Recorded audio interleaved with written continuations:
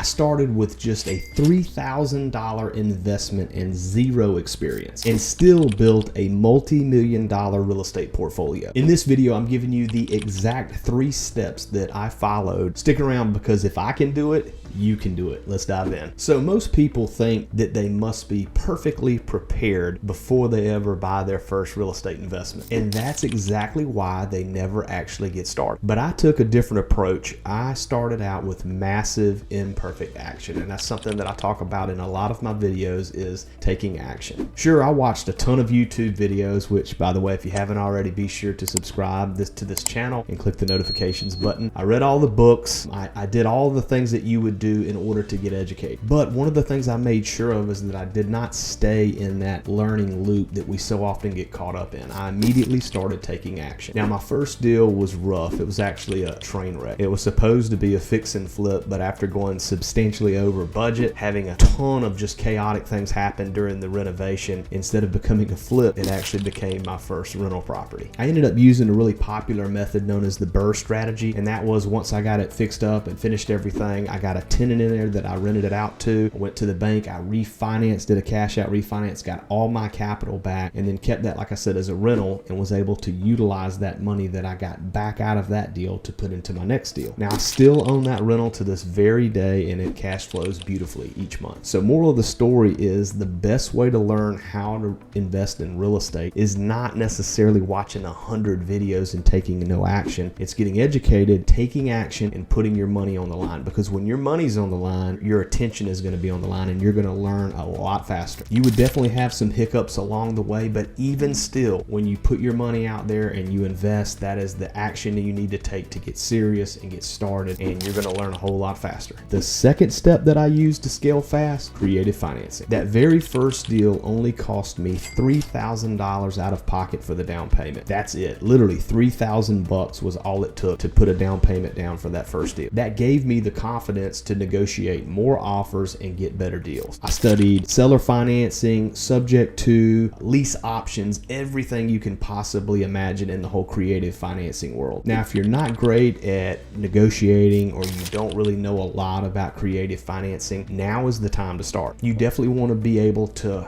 be comfortable negotiating, and you want to understand different elements of creative financing, because if you're able to do that, that is a game changer. About 2 years in, I ended up purchasing 8 properties for $0 out of pocket. You heard that correctly, $0. I bought 8 houses and did not have to come to the table with any money down other than just my closing cost. Most of the properties that I bought in that fail sweep ended up having tenants already in them, so they were already cash flowing. And there was one, I think, that did not have a tenant, but the rest of them did. And I actually own 7 of those 8 houses still today. I ended up selling one, but it was a fantastic way to build my net worth and get cash flow in one closing, because of the fact that I was good at negotiating and I understood creative financing. Imagine owning 8 cash flowing houses without spending a single dime of your money. It is absolutely doable. You can do it. You just got to know how to negotiate and understand creative financing. Now, quick side note, if you are wanting to understand how to make offers, negotiate, if you're wanting to learn about creative financing, if you're wanting to learn just about the general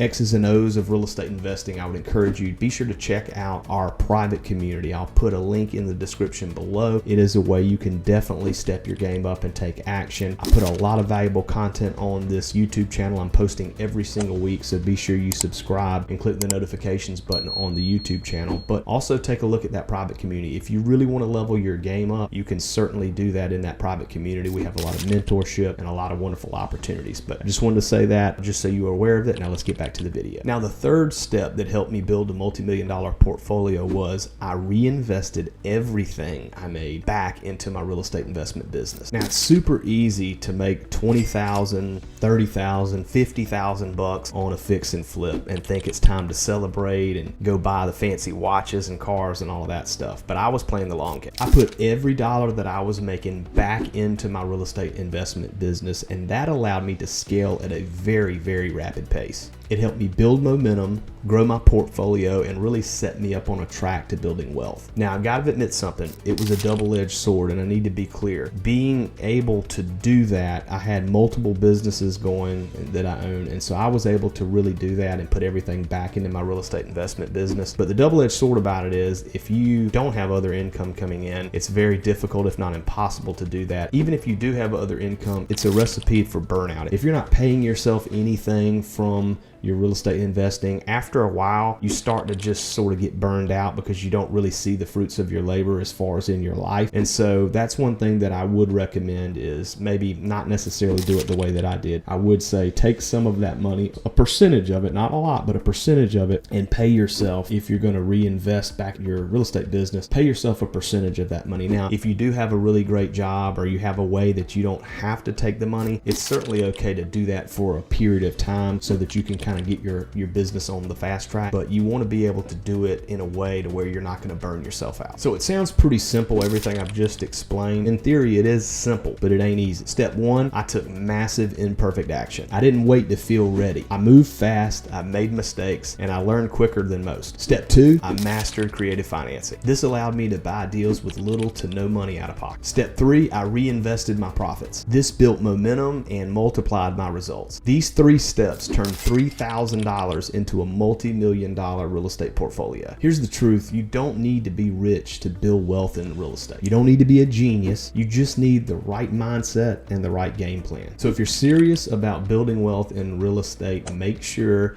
you hit that subscribe button and turn on notifications, and also like this video if you found value, and be sure to drop a comment below. What is it that's holding you back from taking action at this point? Is there some sort of limiting belief? Is it mindset? What is it that's holding you back? I'd love to help you any way I can. I drop new videos to help new and aspiring investors every single week on this channel, so be sure to tune in, because I'm putting a lot of valuable information out there to help people just like you. As always, thanks for watching, and I'll see you on the next one.